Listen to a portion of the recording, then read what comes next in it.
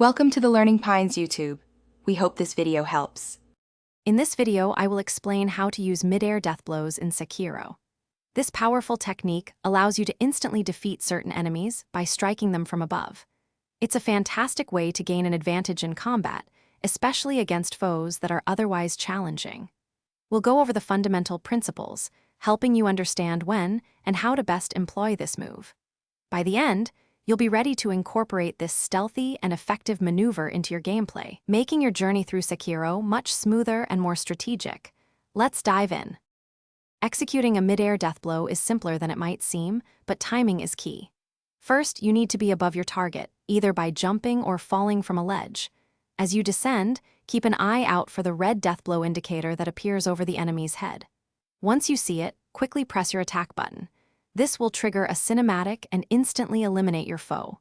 Remember, practice makes perfect, so don't be discouraged if it takes a few tries to get the hang of it. Soon, you'll be performing these with ease. Mid-air deathblows aren't just for style, they're incredibly strategic.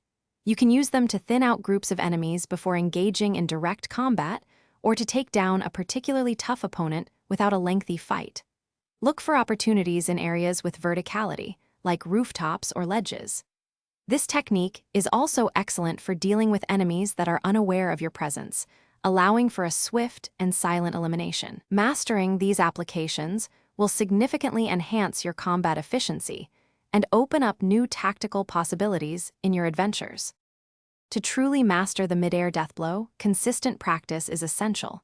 Start by trying it in less dangerous areas to get a feel for the timing and positioning. Experiment with different enemy types to see who is most vulnerable to this move.